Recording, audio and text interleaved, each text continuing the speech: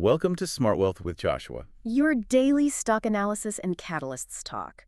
Today, we're looking at Sensei Biotherapeutics. If you find our talks useful, please consider subscribe, like, and comment underneath to support our podcast. And if there's any stock you want us to look into, leave it in the comments section below. So let's get into the analysis. Okay, so we are kicking off today with what seems like a major contradiction, a real paradox in the biotech space. Right. We're talking about Sensei Biotherapeutics and this announcement they made on October 30th. The one where they discontinued their lead program, Solnerstug. Exactly. And for a clinical stage biotech, that's usually the death knell. The stock should have collapsed. It should have, but it didn't. It actually went up 6.8% on the news. Yeah. So what signal was the market really sending here? It's a classic special situation. The market's reaction, it wasn't irrational at all. It was actually pretty sophisticated. Sure. The smart money immediately saw this wasn't an efficacy failure. It was what we call a capital constraint discontinuation. So they weren't saying the drug failed. No, not at all. They were basically admitting they couldn't afford to keep funding the trial for another year or two. So they cut the program to save cash, and then, at the same time, they initiated a formal strategic review.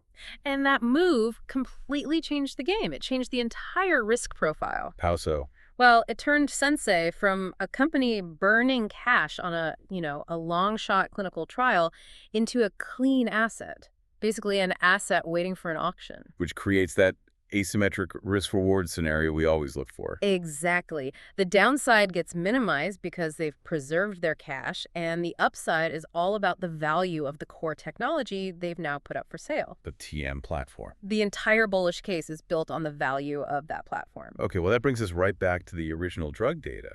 I mean, if the program wasn't a failure, what did the results actually show? Why should anyone care about buying it? The data was genuinely promising, especially when you look at the patient group they were treating. These were the so-called hot tumors. Right.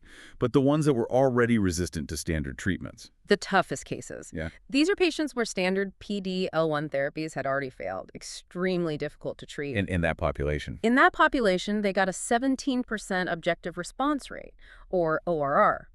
But even more importantly, they hit a 50% 6-month progression-free survival. 50%. 50%.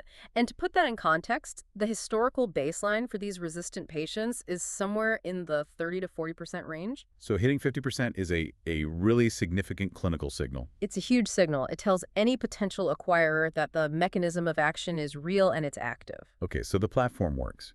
Now let's get into what makes this platform TNAB so special. Why would a big pharma company want to swoop in and pay a premium for it? What's the competitive moat? The moat is all about pH-selective VISTA targeting. That's the real differentiator here. Okay, break that down for us, VISTA. Think of VISTA as a molecular brake on the immune system. It's highly active inside the tumor environment. So it stops the body from fighting the cancer. Precisely. The problem with many immuno-oncology drugs is they cause systemic toxicity. They hit that brake everywhere in the body. Right, and that's where you get all those nasty side effects. But Sensei engineered their antibodies to be active only at a low pH level, around 6.0. Which is the acidic environment you find inside a tumor. Exactly. At normal body pH 7.4, the antibody is basically inert. It's off. So it's like a smart bomb. It only goes off when it hits the target zone. That's a perfect analogy. It minimizes collateral damage. For any large pharma company, that kind of selectivity is gold. It de-risks the entire therapeutic. That is brilliant. But I think there was more to it, right? Their antibodies are also FC optimized. What does that mean for the listener? Right. So the FC region is the tail end of the antibody. By optimizing it, they gave the drug a second job, a dual mechanism. Okay. It doesn't just block the VISTA brake. It also actively engages other immune cells, like macrophages, and tells them to help clean up the cancer. So you're not just taking your foot off the brake. You're also stepping on the gas. A two-pronged attack. And VISTA itself is a fairly new target. It is. It's underpenetrated. We probably won't see the first approved VISTA drug until 2028, maybe later. So an acquirer gets a huge window of exclusivity. A massive window. And the platform isn't just for VISTA. It can be extended to other hot targets like VSAH4 and CD39. You're buying a factory, not just one product. Okay, so the science is superior, the runway is clear. But as you said, science fails without a solid bank account. Let's talk financials. How strong is their balance sheet now? They're negotiating from a position of absolute power. As of September, they had $25 million in cash and marketable securities. And debt. Zero debt. That's the key. They don't owe anyone a dime. That's a fortress balance sheet. And they've shown some serious discipline with their spending, too. Incredible discipline. R&D expenses were cut by 46% year over year. Their net loss improved by 37%, down to just $4.6 million for the quarter. These numbers are sending a message. They're telling Big Pharma that management is serious about protecting that cash. And the 65% workforce reduction. I mean, that sounds painful, but it was a strategic necessity. Brutal, but strategic. That move gives them a cash runway that exceeds 2 years. 2 years.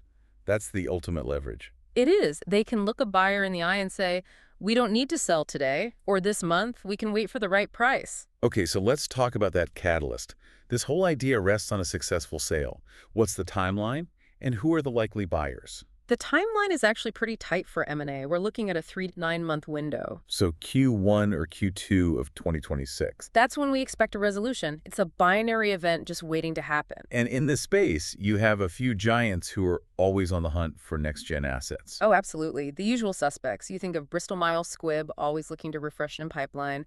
Merck needs new combo therapies. Roche, Genentech? Roche and Genentech, exactly. Yeah. They all have the money and the history of rescuing promising early-stage programs like this one. And we're also seeing some interesting moves from institutional investors. This is a key point. You see the big index funds trimming their positions, but the specialized smart money is moving in. Like who? We specifically see Renaissance Technologies, one of the top quant funds in the world. They added over 10,000 shares recently. And when a fund like that relies purely on data starts accumulating, it suggests their algorithms see what we see, a huge gap between the market cap and the real intrinsic value of the asset. They're betting on the turnaround. All right, let's talk about the chart. The stock is trading around $10.56 now, but its 52-week high was way up near $39. Technically, what's happening? It's sitting in a classic accumulation zone. The volume is low, which is what you'd expect, while institutions quietly build their positions. And that snapback on the bad news suggests there's a floor. A strong psychological and technical floor right around that $10 mark. The market is pricing this for liquidation, not for its M&A potential. And I noticed the 50-day moving average is actually rising. It is, which is a subtle but very powerful bullish divergence. The short-term price is below a rising average. So it's coiled. It's coiled for a massive breakout. When that M&A news hits, it will likely blow right past the resistance we see in the $12 to $13 range almost instantly. So let's bring this all home with valuation. This is where the asymmetry really pops. The numbers are staggering. Sensei has sunk over $150 million into developing this TM platform. $150 million? Yes.